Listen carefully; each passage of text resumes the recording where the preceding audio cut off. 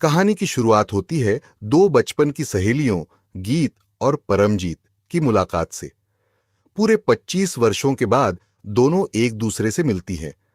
परमजीत खुशी से गीत को गले लगा लेती है और कहती है, दीदी, आप तो बिल्कुल पहले जैसी ही दिखती हैं।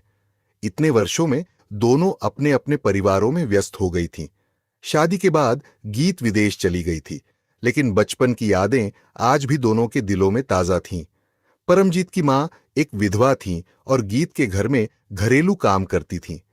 गीत के माता पिता परमजीत को भी अपनी बेटी की तरह प्यार करते थे। गीत परमजीत को देखकर हैरान रह जाती है। अच्छे कपड़े, महंगा मोबाइल फोन और आत्मविश्वास से भरी उसकी बातचीत देखकर कोई भी विश्वास नहीं कर सकता था कि बचपन में वह बहुत गरीब थी और उसके पिता का जल्दी ही देहांत हो गया था। दोनों सहेलियां घर की छत पर चली जाती हैं, जहां वे बचपन में साथ खेला करती थीं। सामने डूबता हुआ सूरज था और पक्षी अपने अपने घोंसलों की ओर लौट रहे थे। परमजीत मुस्कुराकर पूछती है, दीदी, अपने बारे में बताइए, इतने वर्षों में आपकी जिंदगी कैसी रही?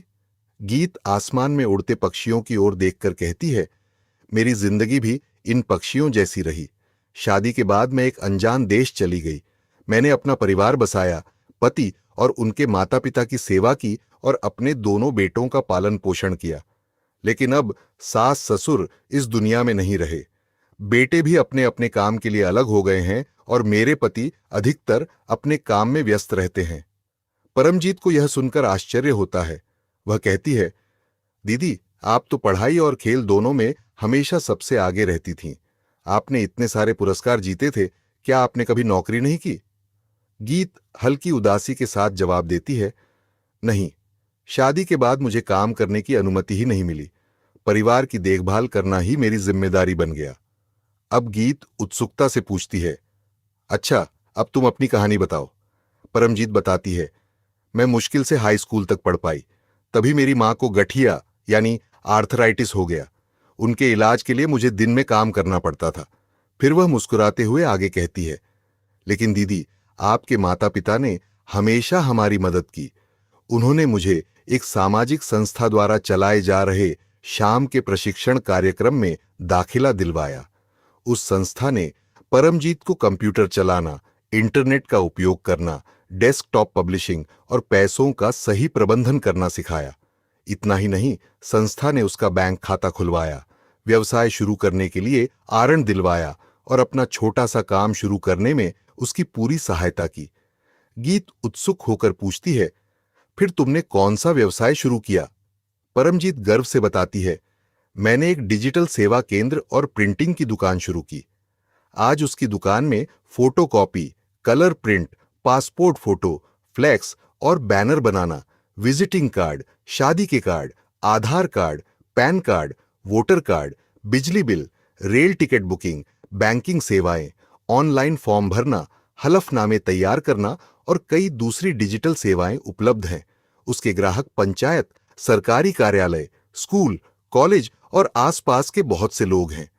गीत उसकी सफलता देखकर बहुत प्रभावित हो जाती है। वह पूछती है, क्या तुमने यह सब अकेले किया? परमजीत मुस्कुराकर कहती है, नहीं दीदी, शुरुआत में हम 5 महिलाओं ने मिलकर यह काम शुरू किया था। बाद में मैंने अपने सभी साझेदारों का हिस्सा खरीद लिया और अब मैं इस पूरे व्यवसाय की अकेली मालिक हूं। आज उसका व्यवसाय हर महीने अच्छा लाभ कमाता है और वह अपने क्षेत्र की कई लड़कियों को रोजगार भी देती है। लोग उसे एक आदर्श यानी रोल मॉडल के रूप में देखते हैं। गीत फिर पूछती है, तुम्हारे बच्चे और घर की जिम्मेदारियां कौन संभालता है? परमजीत मुस्कुराकर जवाब देती है, मेरे पति बहुत सहयोगी हैं। मेरे सास ससुर और मेरी मां भी मेरे साथ रहते हैं। हम सब मिलकर घर का काम करते हैं, खाना बनाते हैं और बच्चों की देखभाल भी साथ मिलकर करते हैं। यह सुनकर गीत की आंखों में खुशी और गर्व दोनों दिखाई देते हैं। वह परमजीत का हाथ पकड़कर कहती है, मुझे तुम पर बहुत गर्व है। क्या तुम मुझे भी अपने साथ कोई काम दे सकती हो?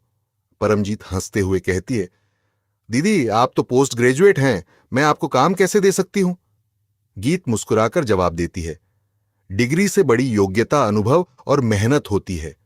तुमने अपने काम से जो सफलता हासिल की है वह हजारों लड़कियों के लिए प्रेरणा है। परमजीत उत्साहित होकर कहती है, तो फिर आप विदेश में मेरे व्यवसाय का प्रचार कीजिए, हमारी महिलाओं की सफलता की कहानियां लिखिए और हमें विदेशी ग्राहकों तक पहुंचने में मदद कीजिए। गीत भावुक होकर कहती है, हाँ, मैं यह जरूर करूंगी। मुझे लगता है कि मुझे अपना पुराना घोंसला और अपनी पहचान फिर से मिल गई है। दोनों सहेलियां से मुस्कुराती हैं। वही पुरानी छत, वही खुला आसमान और वही उम्मीदें, लेकिन इस बार उनके सामने एक नया भविष्य था।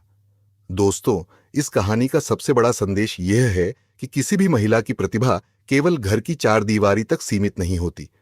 यदि उसे शिक्षा, अवसर, परिवार का सहयोग और आत्मविश्वास मिले तो वह अपने सपनों को साकार कर सकती है। यही कारण है कि हमें समाज में मौजूद हर प्रकार की ग्लास सीलिंग यानी महिलाओं की प्रगति में आने वाली अदृश्य बाधाओं को तोड़ना होगा। अगर आपको यह कहानी पसंद आई हो और इससे आपको कुछ सीखने को मिला हो तो वीडियो को लाइक कीजिए, अपने दोस्तों के साथ शेयर कीजिए और टैगोर स्मार्ट लर्निंग चैनल को सब्सक्राइब करना बिल्कुल मत भूलिए।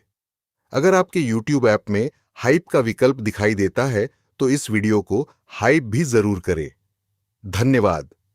मिलते हैं अगली शानदार वीडियो में।